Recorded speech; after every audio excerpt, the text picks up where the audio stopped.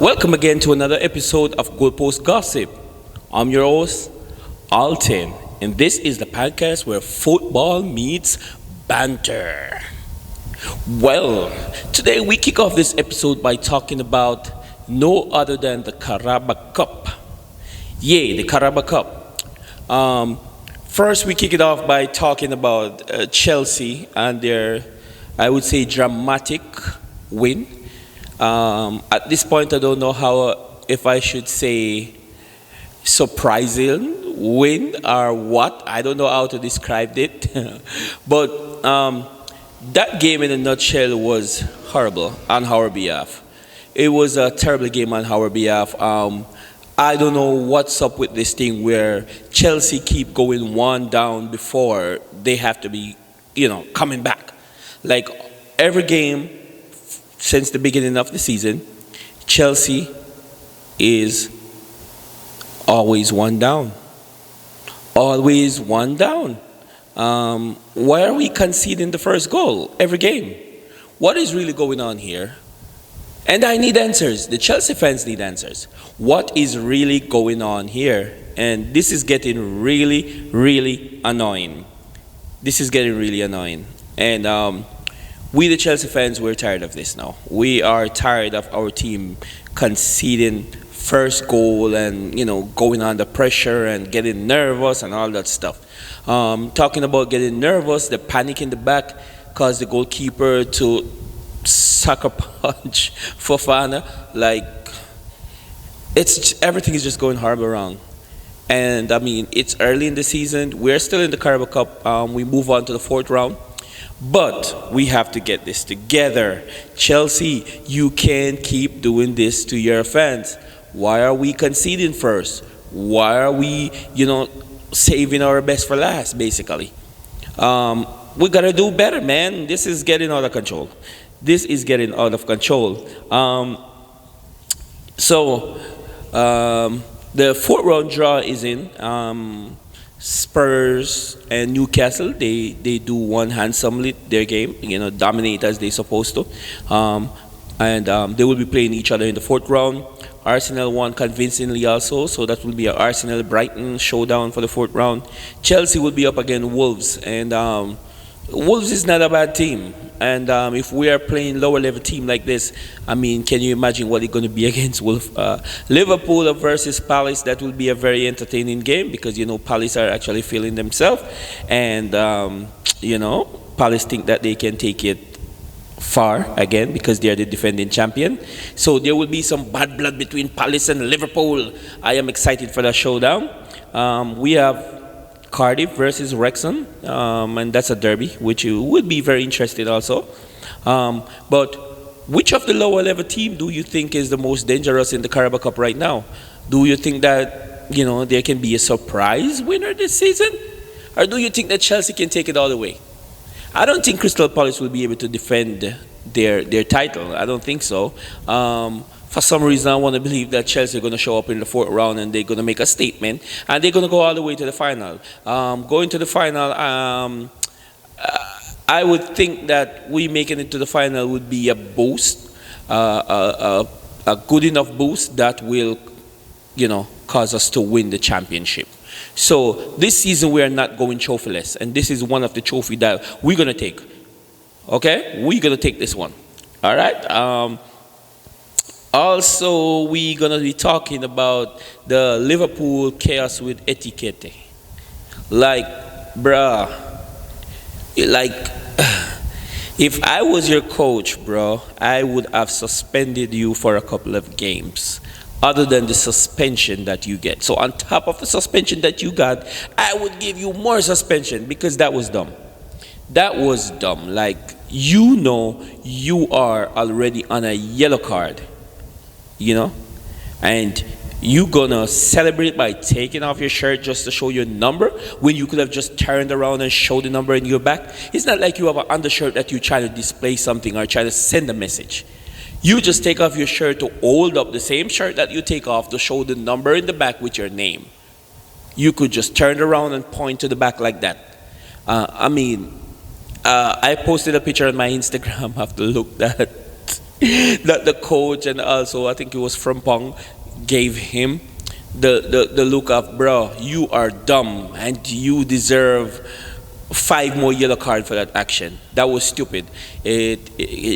Now you are out for one of the most important game, which is in the fourth round, because you have to pass Palace. Palace is the defending champion. You know what I mean? And you did that, and your team struggled. After you get sent off and went down to 10 men, your team actually struggled. They came through with the win because that's Liverpool and that's liver late. They came through with the win. But you struggled. The team struggled, I should say, after your stupidity, I would say. But nevertheless, Liverpool went through and they will be in the fourth round. So congratulations to Liverpool also. Grimsby, rule breach. I know that Grimsby beat Manchester United. They are the team that kicked Manchester United out of the competition. The only trophy that Manchester United had a chance to get this season, they got kicked out by a lower level team. Yes, Manchester United get kicked out by Grimsby. They went to penalty and they won. But there's a breach where it is now said that one of the player, I don't remember his name. Let's see his name.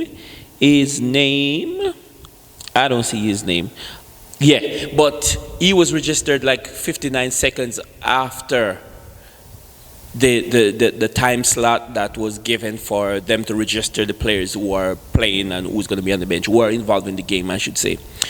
He was registered 59 seconds after. They're not going to disqualify them and give Manchester United the win because of that. No, they're not. They just fined the team. They fined them. And I think the player is getting suspended for maybe a game or so. But they're not taking away their win. You can't take that away from them because Manchester United was crap on that night and they deserve to lose. I must say that. They deserve to lose, so it would be unfair to take away that team victory and give it to Manchester United because of something like that. But yeah, they charged the club and the player is suspended. That's about that. But you think that they should take the win away because of that? Do you think that? Because I don't think so. All right, on to the next thing. We're going to move on to the Carabao Cup. Is they are talking about adding more teams to the competition. I think that would make sense. That would draw out the competition more, and the competition will, even though the competition to a lot doesn't really mean a lot, but it's one of the, it's a long standing competition and it still have values. And I feel like adding more team to it is just going to draw it out more and just make it more boring because you're going to have some much more lower level team popping up in the Carabao Cup. It's good for those teams that it will give them like highlights, it will give them shine, it will let people know these teams now. But I just feel like it will deteriorate the value of the competition. That's just my honest opinion. So I feel like it should stay like where it is, and don't overcrowd it. Don't overcrowd it.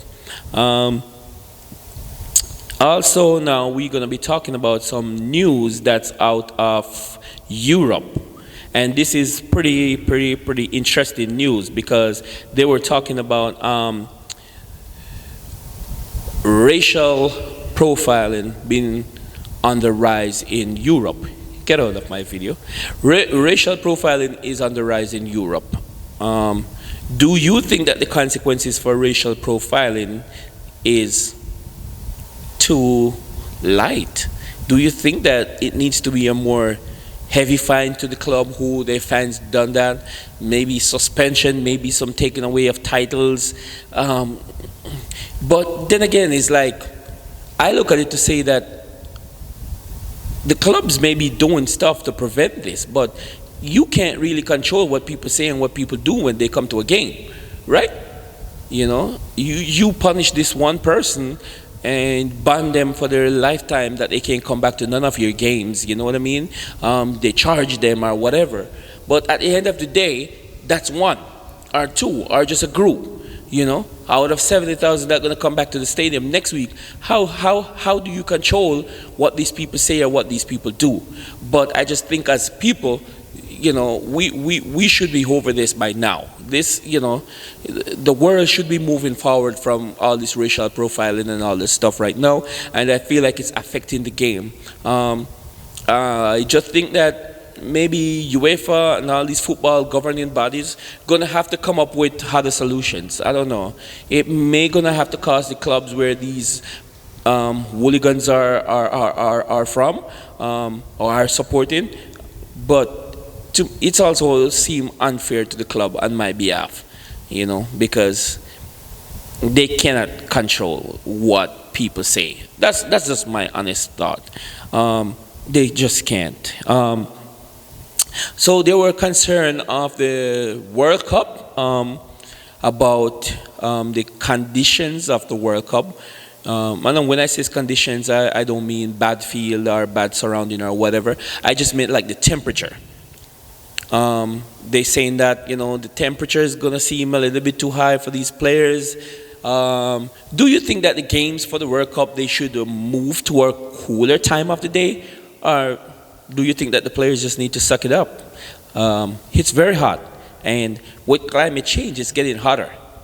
So I don't know. I don't know what to think of the World Cup happening in the summertime with these 90 something, 100 something degrees here in the US. It's gonna be crazy temperature, but I'm pretty sure they're gonna figure it out by then. They're thinking about having technology and stuff going on that helps to cool down the players and so forth. Let's see if these things can come in play by the World Cup come around, right?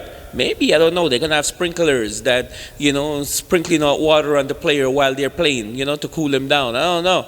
Maybe something like that, And sprinklers above the ground, and he's just sprinkling out water every 15 seconds, cooling down the players or something. Hey, come to think of it, that's a great idea. That's my idea.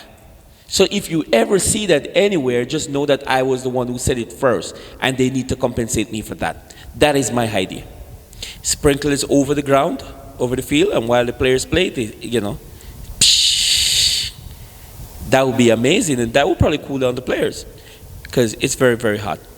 Also, we may finish off this podcast by talking about some news out of Europe also, where the football governing body is also thinking about suspending Israel from all European competition and also from World Cup.